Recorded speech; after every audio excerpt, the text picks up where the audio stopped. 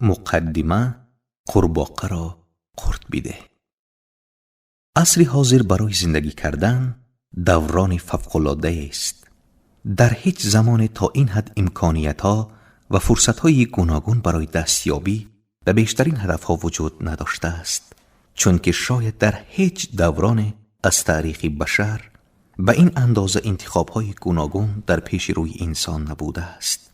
در واقع آنقدر کارهای خوب و جالب برای انجام دادن وجود دارد که شاید بتوان گفت تصمیم گیری و انتخاب از بین آنها عامل تعیین کننده موفقیت شما در زندگی است. اگر شما هم مثل بیشتری مردم این دور و زمانه باشید، حتما با زیادی کارها و کمی وقت مواجه هستید، در حالی که با انجام اموری موجود دست به گریبانید. کارها و وظیفه‌های نو به طور سیل آسا به سوی شما هجوم می آورند. به همین دلیل است که هرگز نمی توانید تمام کارهایتان را انجام بدهید. شما هیچ وقت نمی توانید از کارها پیشی بگیرید و همیشه در مورد بعضی از کارها و یا شاید در مورد بیشتری کارها از برنامه عقب می افتید.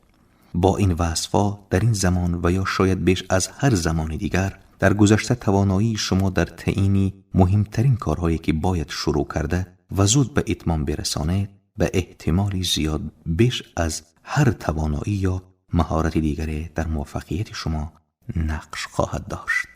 یک انسان واقعی اگر بتواند این مهارت را در خود ایجاد کند که کارهای خود را به طور روشن جابجا کند و کارهای مهم را زود انجام دهد، می تواند از یک نابغه که زیاد حرف می زند و نقشه های عالی می کشد اما کمتر کاری را به انجام می رساند پیشتر رود.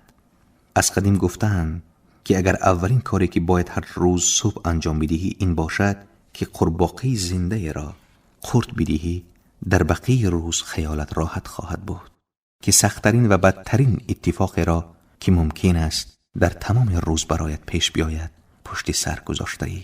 قورباغه شما در واقع بزرگترین و مهمترین کار است که باید انجام بدهید. همان کاری که اگر حال و فکر به حالش نکنید به احتمال زیاد همین طور برای انجام آن تنبلی خواهید کرد.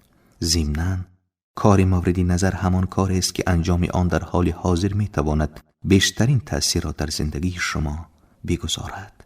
قدیمی ها همچنین گفتند اگر قرار است 2 قورباغه را بخوری، اول آن یکی را که زیشتر است بخور. منظور این است که اگر 2 کاری مهم را پیش رو دارید، اول کاری را که بزرگتر و سختتر و مهمتر است انجام بدهید. خود را وظیفه‌دار کنید که بلافاصله دست به کار شوید و آنقدر دوام دادن را به خرج دهید تا کار را تمام کنید پیش از آن که دست به انجام کار دیگری بزنید. به این کار مثل یک امتحان فکر کنید و با آن مثل یک مبارزه فردی روبرو شوید. در برابر این وسوسه که اول کارهای آسان را انجام دهید مقاومت کنید. مدام به خودتان یادآوری کنید که مهمترین تصمیمی که هر روز میگیرید این است که اول چی کار را انجام بدهید و بعد از آن به چی کار مشغول بشوید. البته اگر کار اول را به انجام برسانید. حرف آخر این است: اگر باید قورباغه زنده را بخوری، هیچ فایده ندارد که مدت زیاد بنشینی و به آن نگاه کنی. کلید رسیدن به سطح بالای کارایی و بهره‌وری این است که این عادت را برای همیشه در خود ایجاد کنید که هر روز صبح ابتدا دنبال مهمترین کار خود بروید. باید در زندگی این عادت را در خود ایجاد کنید که هر روز قبل از هر کار اول قورباغه خود را قورت بدهید، بدون آنکه وقتی زیادی را صرف فکر کردن درباره این کار بکنید. با مطالعه و بررسی هرچی بیشتر در مورد مردان و زنان که درآمدی بیشتری داشته و زودتر پیشرفت کرده اند، ویژگی عملگرایی به عنوان روشن‌ترین و پایدارترین رفتاری که آنها در هر کار از خود نشان می‌دهند خودنمایی می‌کند. انسان‌های موفق و مؤثر کسانی هستند که مستقیما به سراغ کارهای اصلی خود می‌روند و خود را موظف می‌کنند آنها را به اتمام برسانند. در دنیای ما و مخصوص در دنیای شغلی ما انسان‌ها برای رسیدن به نتیجه‌های معین و قابل اندازه‌گیری دستمزد می‌گیرند و مقام بلند پیدا می‌کنند. شما برای انجام خدمت‌های ارزشمند و به ویژه خدمت‌هایی که از شما خواسته می شود پول می گیرید. شکست در عمل یکی از مهمترین مشکلات است که امروز در سازمان‌ها به چشم می خورد. بسیاری از مردم مشغله را با موفقیت اشتباه می گیرند.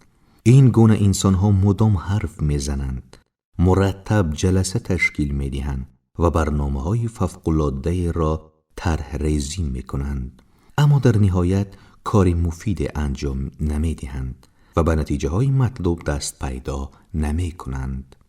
حداقل 95% موفقیت شما در زندگی و کار بستگی به عادتهای مختلف دارد که به مرور زمان به دست می آورد. عادت تعیین اولویت ها، غلبه بر تنبلی و دوامدهی در انجام کار مهمترین وظیفه یک مهارت ذهنی و جسمی است. پس می توانید این عادت را از طریق تمرین و تکرار پی در پی یاد بگیرید و آنقدر به آن ادامه بدهید تا در ذهن ناخودآگاه شما نقش ببندد و به جزء جدا ناشدنی رفتار شما تبدیل بشود. زمانی که این رفتار تبدیل به عادت شود، انجام آن به آسانی و به طور خودکار صورت می گیرد. شما از نظر ذهنی و عاطفی طور طرح‌ریزی شده اید که موفقیت در انجام کارها به شما احساس خوب و مثبت می دهد، شما را خوشحال می کند و در شما احساس پیروزی ایجاد می کند. هر وقت از عهده کار که کوچک و چی بزرگ برمی آید، موجی از انرژی، شور و شوق و اعتماد به نفس را در خود احساس می کند. هر چقدر این کار مهمتر باشد، در وجود خود و در دنیای پیرامونتان شادی، اعتماد به نفس و قدرتی بیشتر احساس می‌کنید. یکی از به اصطلاح بزرگترین رازهای موفقیت این است که شما واقعاً می‌توانید در خودتان یک عادتی مثبت نسبت به لذت ایجاد کنید که از اطمینان، اعتماد و قابلیتی حاصل از موفقیت سرچشمه می‌گیرد. وقتی این عادت را در خود ایجاد کردید، بدون آنکه حتی درباره آن فکر کنید، زندگی خود را به نحو سر و سامان خواهد داد که مدام کارها و برنامه‌های بزرگتری را آغاز کنید و به انجام برسانید. یکی از راه‌های رسیدن به یک زندگی عالی، موفقیت شغلی و رضایت کامل از خود این است که عادت شروع کردن کارهای مهم و تمام کردن آنها را در خود ایجاد کنید. وقتی به این مرحله برسید، این عادت چنان نیرومند می شود که به پایان رساندن کارهای مهم را آسانتر از رها کردن آنها خواهد یافت. شاید این لطیفه را شنیده باشد که مرد در یکی از خیابان‌های نیویورک از موسیقیدان می پرسد که چطور می تواند به تالار کارنگی برسد و موسیقیدان جواب می دهد با تمرین بابا، با تمرین. تمرین کلیدی تسلط بر هر مهارت است. خوشبختانه ذهن شما مثل یک موشک عمل می کند. هر چقدر بیشتر آن را به کار بگیرید قوی تر می شود و قابلیتی بیشتر پیدا می کند. با تمرین می توانید هر رفتار یا مهارتی را که دوست دارید یا ضروری می دانید به خود بپرورانید. برای ایجاد عادتی توجه و تمرکز بر روی مهمترین کارها به 3 ویژگی اساسی نیاز دارید که هر 3 را می توان یاد گرفت. این 3 ویژگی تصمیم گیری، نظم و اراده هستند. اول باید تصمیم بگیرید که عادتی به انجام رساندن کارها را در خود بپرورانید. دوم، باید خودتان را کمی تنها گذارید تا اصول لازم برای ایجاد این عادت را آنقدر تمرین کنید تا بر آنها تسلط پیدا کنید. و در آخر باید هر کاری را که بر اساس این اصول انجام می‌دهید با استفاده از نیروی اراده تقویت کنید تا اینکه این عادت ثبات پیدا کند و به جزء جدا نشدنی شخصیت شما بدل شود. برای اینکه روند پیشرفت خود را به سوی شخصیتی مفید، مؤثر و کارآمده که می‌خواهید باشد سرعت بدهید، یک روش ویژه وجود دارد. باید مدام به فایده‌ها و امتیاز اهل عمل بودن، زود کار کردن و تمرکز داشتن فکر کنید. خود را همان فرد تصور کنید که کارهای مهم را به سرعت، به خوبی و به طور دائمی انجام می‌دهید. تصویری ذهنی که از خودتان دارید تأثیری شگرف بر رفتار شما دارد. خود را به صورت فردی که می‌خواهید در آینده باشد مجسم کنید. تصویر شما از خودتان یا به عبارت دیگر این که خود را از درون چگونه می‌بینید تا حد زیاد روش کارهای عملی شما را در جهان بیرون تعیین می‌کند. جیم کاتکارت که یکی از سخنران حرفه‌ای است میگوید شما تبدیل به همانی میشوید که تجسم میکنید.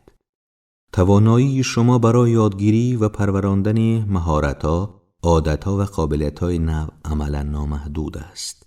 وقتی از طریق تمرین و تکرار خودتان را تربیت میکنید تا بر تنبلی غلبه کنید و کارهای مهم خود را به سرعت انجام دهید، در جاده زندگی و کار وارد خط سرعت می شود و درست مثل این است که پایتان را روی پدال گاز فشار دهید. پس قورباغه را قورت بده.